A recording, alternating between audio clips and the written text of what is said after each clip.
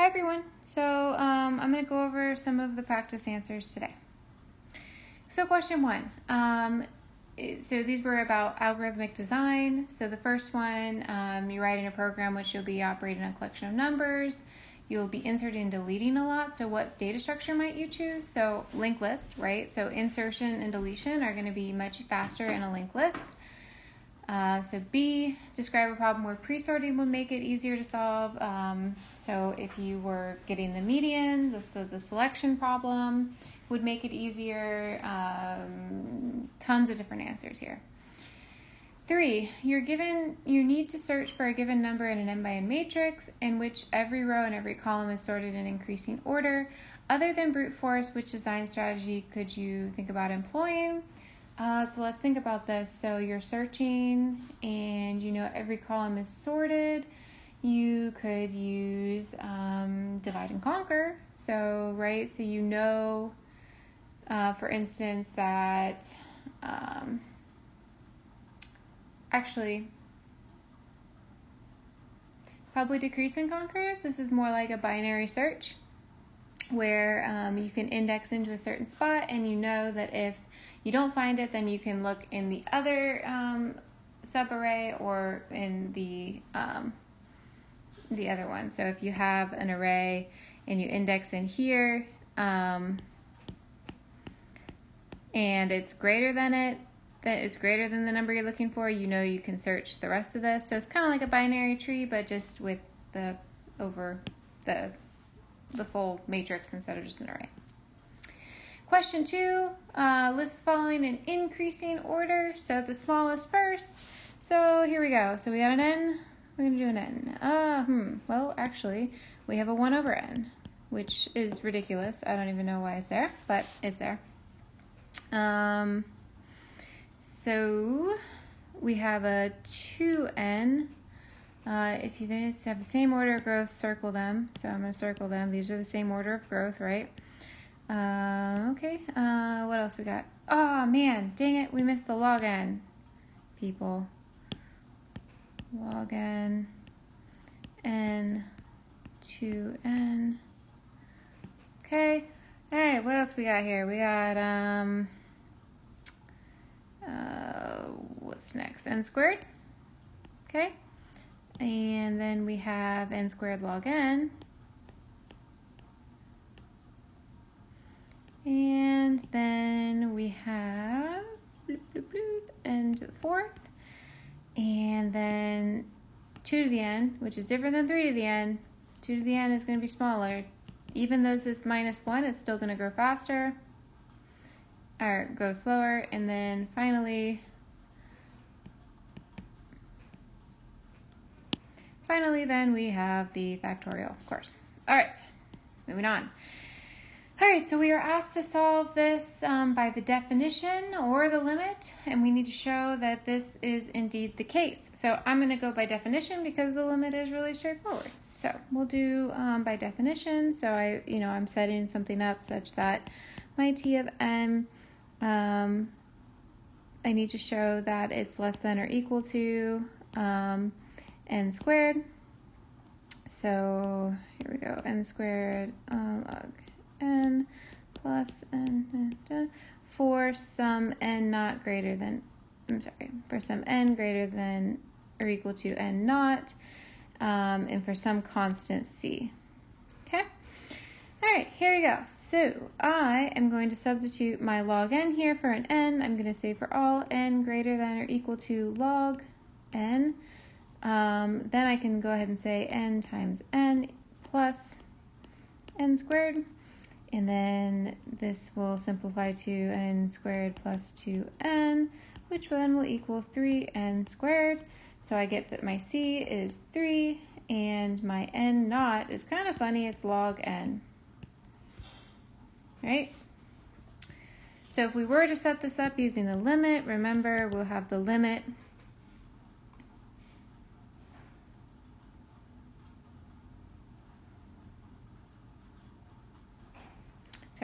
we'll have the limit as n goes to infinity over whatever we want to put over. So we'll say log n plus 2n squared over n n squared, and then we would start to solve this. So these would go away, one of that would go away. So we'd have log n divided by n, right? Plus 2, sorry. Yeah, okay. Well, no, just plus 2. Okay, so now if we plug things in, we're going to get infinity over infinity, which is not good, plus 2, which is still infinity. So we're going to have to do L'Hopital's rule and take the derivatives. So we'll have 1 over n over 1 plus 2, which when we plug things in will just be 1 over a really big number plus 2. And so that will be 0 plus 2. So actually we find that this is in big theta of n squared. So you can go back into your notes and find that when you get a number in between 0 and infinity, this is the case. So essentially then you do also prove that. Okay, question 4a. So we have the summation, and if you start to plug and chug, so what you can do is you can separate this out into two different summations.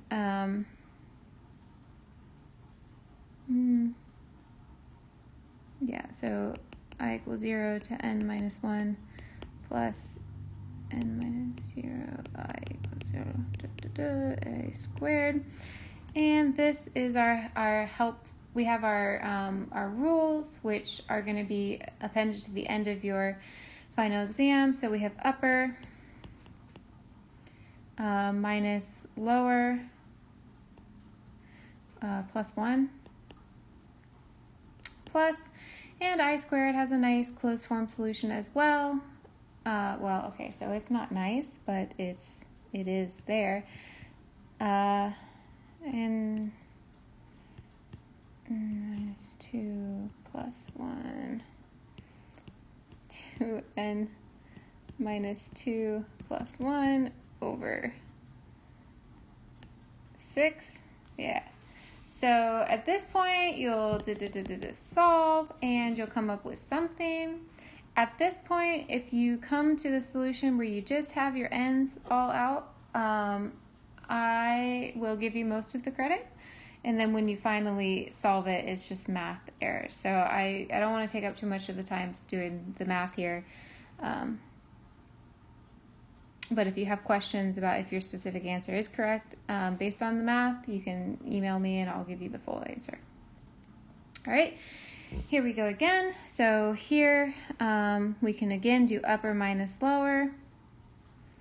So I'm sorry, upper n minus 2 minus I minus 1. And we still have this summation here. And so we have this equal to, well, this part is equal to n minus 2 minus I plus 1. So really it's n minus 1 minus I. And I'm going to go ahead and take this part out because it doesn't have anything to do with I. So I'm going to go ahead and make this to be n. Oh, I'm sorry. N minus 1 minus, we'll say, I equals 0 to n. And then we just have I in here, which has a closed form solution. So this is going to be n minus 1 minus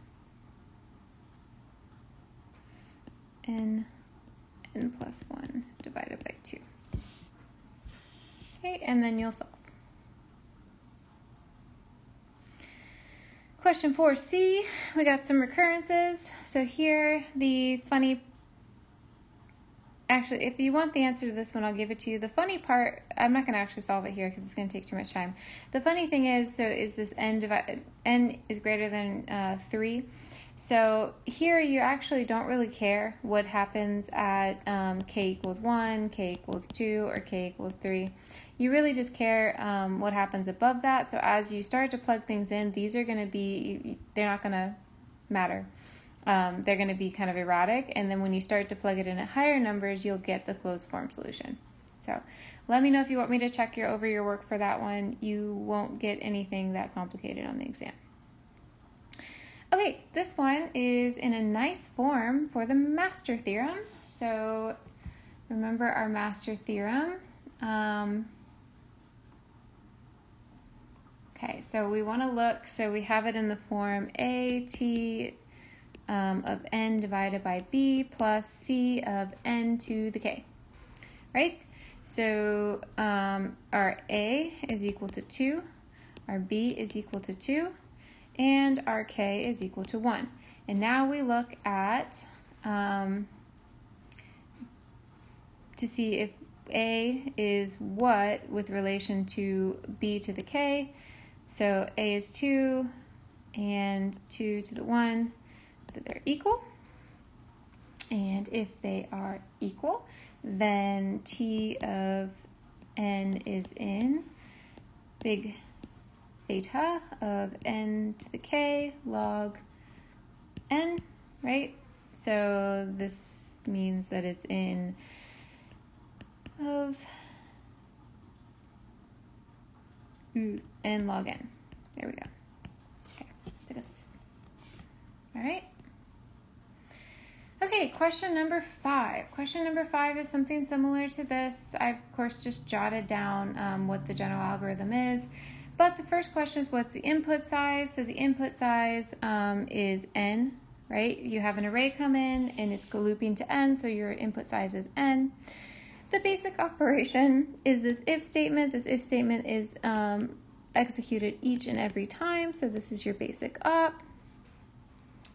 And in average case, how many operations does it compute? So now we need to make our summation and solve it.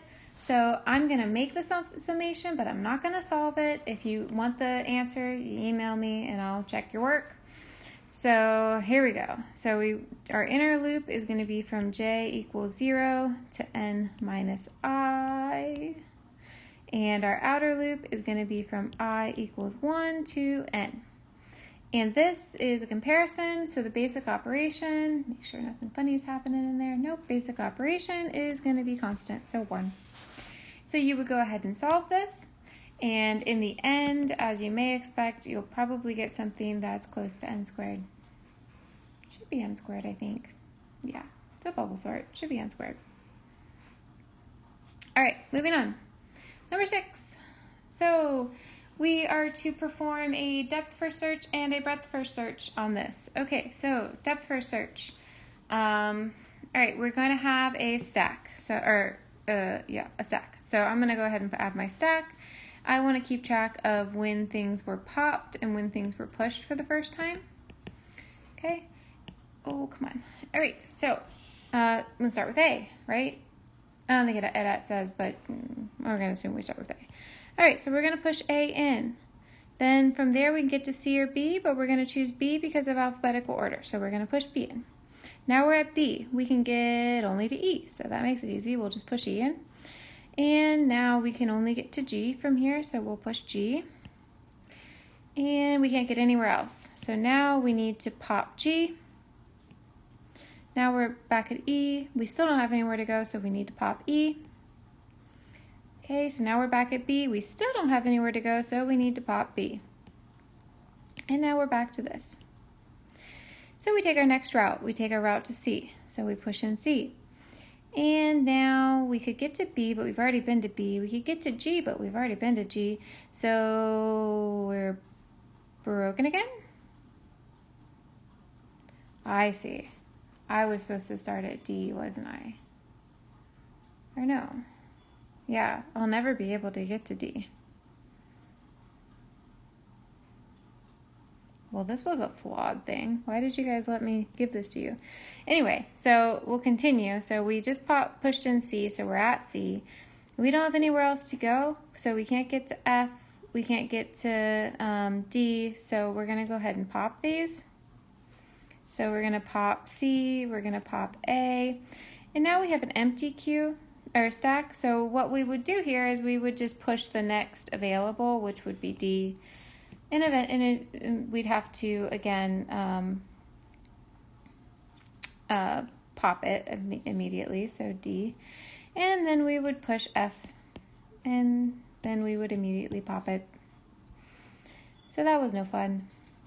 All right, so then B, I asked for a breadth first search. Let's see how this goes. Breadth first search, we always do a queue. There's only one order. The order that you NQ and DQ will be the same. So we'll go ahead and we'll start with A. So we're going to put A in, and then we're going to DQ and NQ it at the same time, NQ and DQ. So now we're at A, and we're going to push everything that we can get to from A, which is going to be B and C. And so now our queue looks like this. And now we're going to take out B, and we're going to push anything else that we can get to, which will be E. Right? And so now we're here, C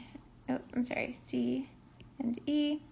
And now we're going to DQ C. And we're going to push anything else that we can get to from C, which would be G. And so now we will get rid of E. And we've already been to G, so we don't need to push G again. So we'll just go ahead and we'll get rid of G. We can't get to anything else. So now we're left over with the same scenario. So we would have an empty Q, and we would push in D, and we would immediately DQ it, and then we wouldn't have anything else to get to. So then we would just do F.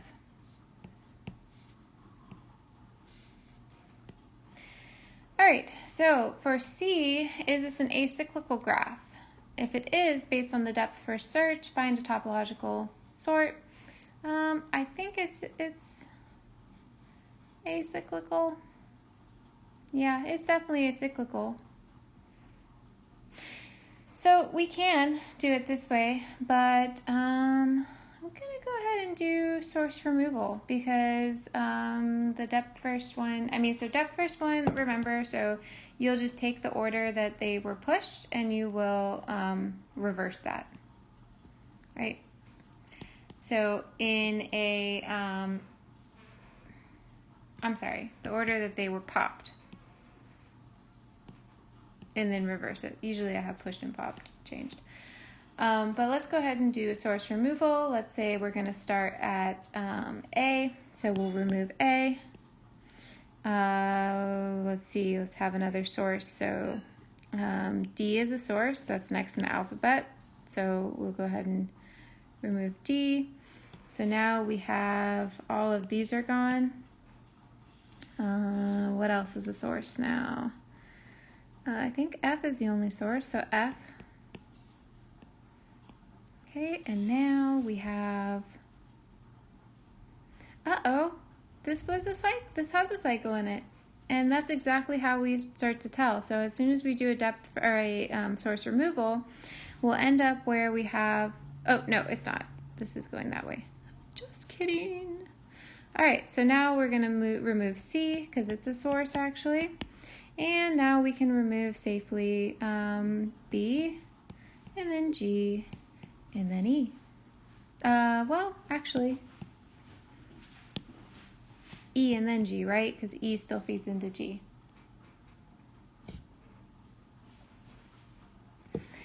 All right. Question number 7. Cooking along. Construct a binary search tree. See, I wrote this note for something else. Binary search tree. Is it an AVL tree? If not, convert it to 1. So let's construct a binary search tree. We have 7. 5 is less than it. 8 is going to be greater than it. 4 is going to be less than. 3 is going to be less than. 1 is going to be less than. 9 is going to be greater than. And 2 is going to be less than, less than, less than, less than, greater than. So just by looking at this, I'm going to give this a big old no. This is not balanced. And we can even, so I'm just going to do the balance factor for this top one. This is 1, 2, 3, 4, 5 minus 1, 2. What did I say? 5 minus 2? This is a 3 already. So this is not balanced. I'm going to go ahead and, erase these so that we can go ahead and we can start to balance it. In doing so, let's actually put all the little numbers. So what did I say? This is a 3. This is going to be a -1. It's going to be a 0. This is going to be a 1, 2, 3, 4. This is going to be a 1, 2, 3. It's going to be a 1, 2. And this is going to be a -1 and a 0. Okay, so we shall start with the bottom. Here at the bottom, we have our first unbalanced. So what we're going to do is we're going to do a, what are we going to do? We're going to do a, so we need to do a double rotation. It's not going to be a single rotation. We're going to do a double rotation. We're going to do a left-right rotation. So we're going to move this to the left, and then we're going to move this to the right, okay? So we're going to do a left-right rotation on 3, and we're going to end up with the tree 7, 5, 4, 2, 1, 3.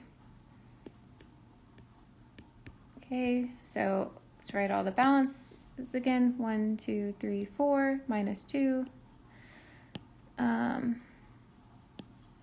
1, 2, 3, 1, 2, 0, 0, 0, -1, 0. Oh, great.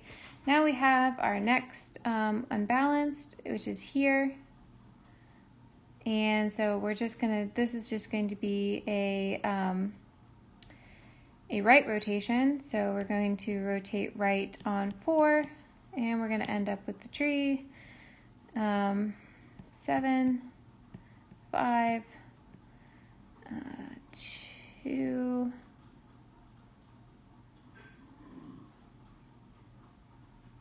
1,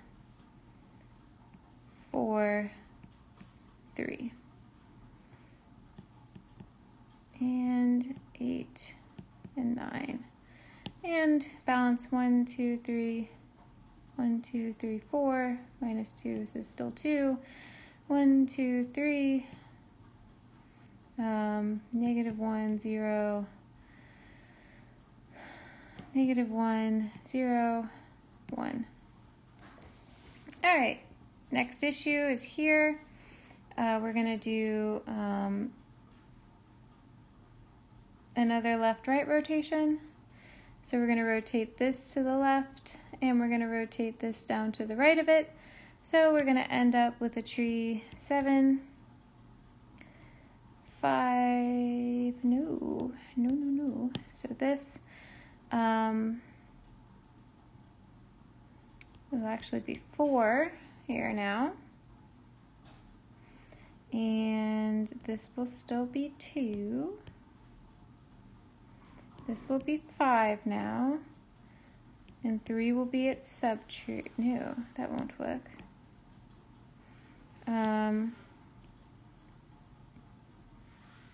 Yeah, that's right. So 3 will come over here, and 1 will be here. And we'll still have 8 and 9. Now we have 1, 2, 3, minus 2. 3 minus 2 is just a 1. 1, 2, minus 1, 0, 0, 0, -1, 0. Yeah, we're balanced. All right, cool. Moving on. Oh, we're never going to finish this in 30 minutes.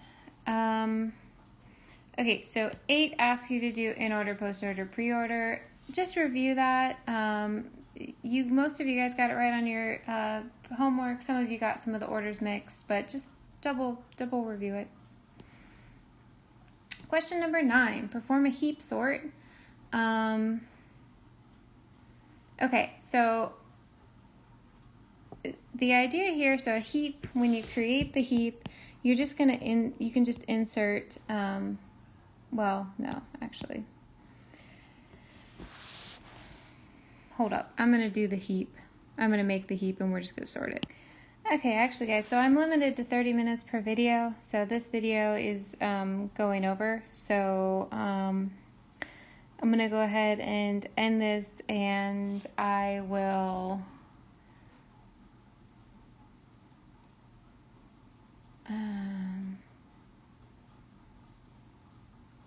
I know we're getting close to 2. So what I'll do is I'll post the answers to the rest of them that I didn't get to. So right now I have 5 minutes left, so I'll talk a little bit about each one, but I'll post the answers that I didn't get to on there. So starting with 9, I'll post.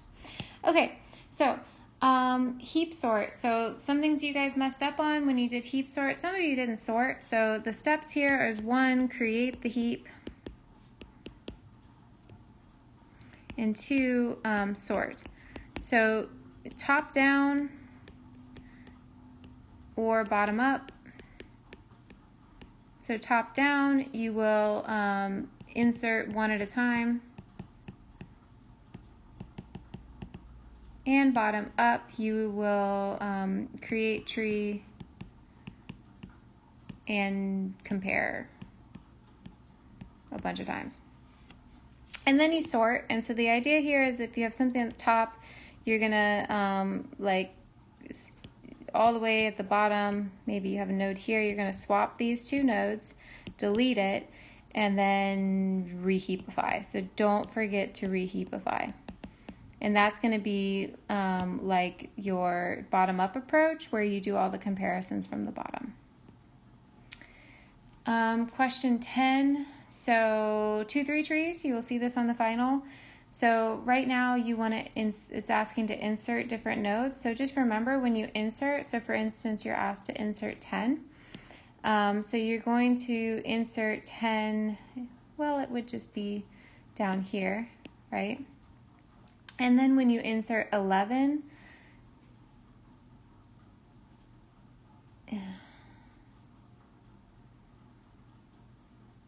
I'm sorry, so 10 would cause an issue, right? Because it would come here, it would be 10, and then you would have an issue, so you would need to resolve that. So I'll post the answer. I'm running out of time. I'll post what the steps to solving the answer, but just remember you can't have 4 children here. You can't have 3 more than 2 keys here. So then we have Distra's algorithm for the shortest path. Again, I haven't graded your homework 5 that you guys tried this, but I have the solution. Actually, I don't think in homework 5 you even tried it. This is a greedy algorithm that's going to be first tested on the final. So I'll post the solution so you can check with yours. And then number 12, Warshall's algorithm. The slides have a pretty in-depth view of how you do this. Do expect to see this on the final. Make sure that you do all of the, show all your work so I can give you as much partial credit as possible. Okay guys, so I'm gonna make the solution guide for the ones that I didn't get to, and the test will become available at 2, so you can go ahead and get started, and in the meantime then you can check back and see the answers to some of the practice problems, but you should be able to get started on the final without it. Okay, thanks guys.